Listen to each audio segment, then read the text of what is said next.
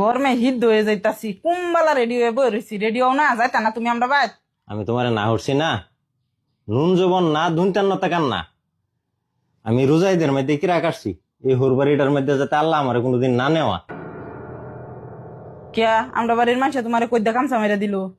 তোমরা বাড়ির মানুষে জানে জামাই জোরার কিবা সম্মান করুন লাগে, আগে হিট গেল পরে যায় এমনে। জামাই জোরার জন্য কোনো দাম নাই। খায়া দুবরাত মুখ পুচ্চালাও, হ্যাঁ বুঝলে গেছ কি কি খাই আইছ? গরু, মোষ, খাসি, আঁশ মুরগি, আত্মি গুড়া বাদ তো সবই খাওয়াইলো।